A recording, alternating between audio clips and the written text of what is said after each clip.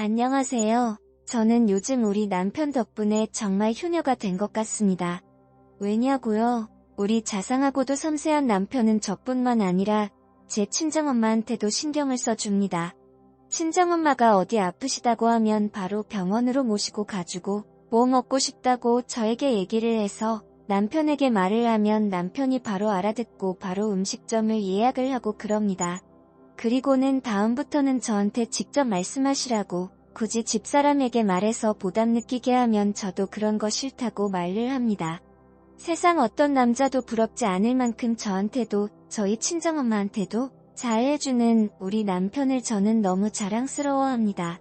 그래서 친구들한테도 우리 남편네 친정엄마한테도 엄청나게 잘해준다고 입이 아플 정도로 자랑했습니다.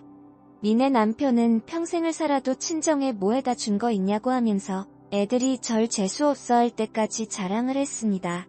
그런데 저를 예전부터 조급시기를 하던 친구가 저에게 야, 네 남편 혹시 네 친정엄마 돈 보고 네 친정엄마랑 바란다면 좋겠다. 야, 그럼 정말 꿀잼일 텐데 하면서 저에게 말을 했습니다. 저는 그 말에 야, 너 선 넘는다 자제해라 하고 조금 정색을 하고 말했습니다. 그러자 친구는 흠흠하면서 딴청을 하더군요. 그런데 저도 여자인지라 남편이 저에게만 잘해주면 되는데 굳이 저희 친정엄마에게 이렇게 잘해주는 이유가 궁금했습니다. 진짜 우리 집 돈 때문일까? 아니면 정말 혹시 우리 친정엄마랑 하는 생각이 들었습니다. 저는 그래서 친정엄마랑 남편이 그런 사이인지 아닌지 확인을 하기 위해 조금 남편의 뒤를 밟았습니다. 그런데 정말 제가 그동안 몰랐던 것들을 알게 되었습니다. 남편은 그동안 저 몰래 저희 친정엄마를 자주 만났던 거예요. 친정엄마는 사실 다른 나이 드신 주부와는 다르게 조금 젊어 보이고 관리를 아주 잘한 편입니다. 그래서 어떨 때는 저보다 어려 보여서 친정엄마한테 조금 자격심이 있는 편입니다. 그래서 결혼을 하고 나서부터는 조금 친정집에 찾아가는 게 줄어서 친정엄마가 뭐하고 사시는지 관심이 없었습니다. 그런데 저 모르게 우리 남편을 만나서 엄청 호의호식을 했습니다. 남편은 저희 친정엄마를 데리고 저와는 한 번도 가본 적이 없는 고급 레스토랑의 아쿠아리움 그리고 심지어 미술관과 전시회 등 보통의 여자들이 자신의 남자친구 또는 남편과 같이 가고 싶어하는 곳들을 갔습니다. 제가 자신들을 미행하고 있다는 것은 눈치채지 못하고 온갖 연인들이 할 수 있는 행동도 서슴지 않고 했습니다.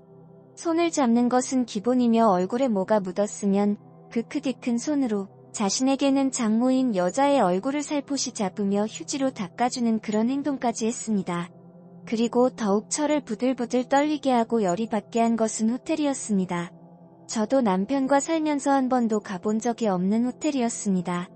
집에서 그냥 밥 먹거나 여행을 가도 그냥 당일치기로 갔다 오는 것을 좋아하는 남편이었는데 제가 알던 남편은 다른 사람이었습니다. 자기 장모와 함께 있는 남편 놈은 활짝 웃으며 어떤 호텔이 좋을까 또는 장모에게 자기라고 부르며 어느 호텔을 가야 더 좋은 서비스를 받을 수 있을까 등등 저한테는 전혀 보이지 않았던 모습들을 보이며 저를 더욱 비참하게 만들었습니다. 저는 그렇게 둘이 미행하던 도중 갑자기 너무 비참한 나머지 도중에 집으로 돌아왔습니다. 나는 이제 남편에게 관심거리 중에 10분의 1 정도도 차지하지 못하는 건가 하는 생각과 함께 정말 남편을 죽여버리고 싶다는 생각이 같이 들었습니다. 바로 그 순간 집 현관 도어락 비밀번호를 누르고 남편이 들어오는데 저는 눈이 돌아버려서 제 옆에 있던 석고상는 남편에게 던졌습니다. 그 석고상는 정확히 남편의 머리에 맞았고 남편은 결국 119 구급차에 실려가게 되었습니다. 저는 구급차에 따라 타고 병원으로 이송이 된 후 남편이 응급실에 누워서 치료를 받는 도중에 그냥 병원을 나왔습니다. 그리고 제 친정엄마에게 가서 당신이 잘 가지고 놀던데 남편이 지금 병원에 있으니 한번 가보라고 그렇게 말을 했습니다. 친정엄마는 사색이 되어서 병원으로 달려갔고 저는 제 집으로 가서 커피를 마시면서 어떻게 상황이 발전을 해가는지 기다렸습니다. 저에게 아무 연락도 하지 않는 친정엄마는 제 남편을 데리고 집으로 왔습니다. 자신이 바람을 핀 남자를 데리고 남자의 와이프이자 자신에게는 딸인 사람의 집에 와서 잘도 생겨주더군요. 저는 그런 여자를 보고 저를 낳아준 제 엄마라는 사실도 잊은 제 그녀의 얼굴에 싸대기를 날렸습니다. 그때 손에 남편의 얼굴을 닦아줄 물이 담긴 대야통이 있었는데 그게 날아가서 온 집안 바닥이 불바다가 되었죠. 친정엄마는 저를 보며 너 이게 무슨 짓이냐고 저를 보며 말했습니다.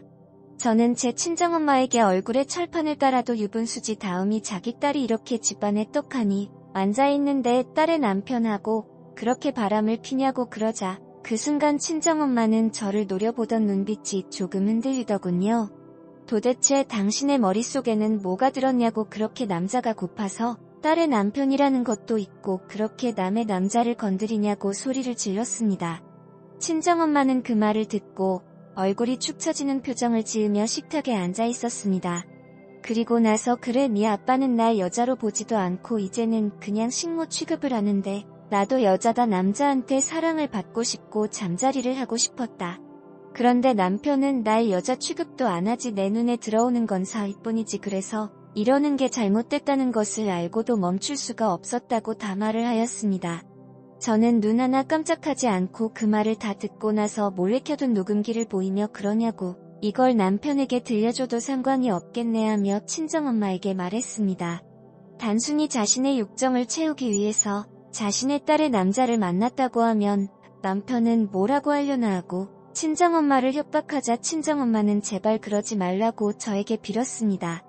저는 그 소리에 당신은 이미 남편을 버리고 다른 남자와 바람을 핀 불륜녀에 불과하고 지 딸의 남자와 잔상간녀에 불과하다고 말을 하며 그냥 다 필요 없고 아빠한테서도 나한테서도 그냥 떠나라 하고 말을 했습니다.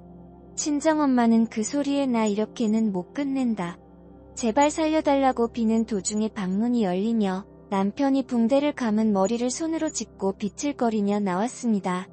남편은 저에게 자신이 잘못했다고 장모님은 아무 잘못도 없다고 말을 하며 이건 둘의 문제지 장모님의 문제가 아니라고 했습니다.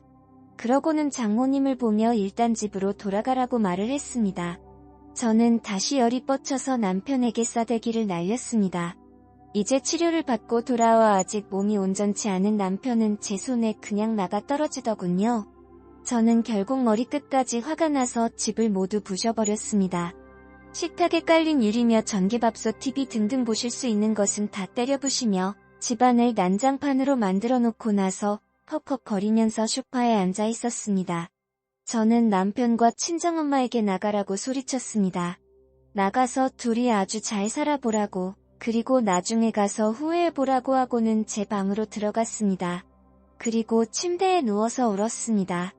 다음날 아침에 눈을 떠서 거실에 나가보니 엉망이 된 집안이 보였습니다. 저는 식탁 의자에 앉아 엉망이 된 부서진 집을 보면서 그동안 남편과 쌓아온 추억을 떠올렸습니다. 웃으면서 하나둘씩 살림살이들을 사서 집에 놓았는데 그게 모두 헛된 짓이었구나 생각이 들었습니다. 저는 집을 나와서 아빠에게 갔습니다. 친정아빠는 갑자기 제가 찾아오자 제가 오기 전에 보던 TV를 끄시고는 저에게 연신 미안하구나 반복하셨습니다. 이미 아버지도 아시고 계셨지만 어찌할 수 있는 방법이 없어 그냥 지켜보고만 되셨던 것입니다. 저는 친정아빠를 붙잡고 울면서 우리는 왜 이렇게 살아야 할까?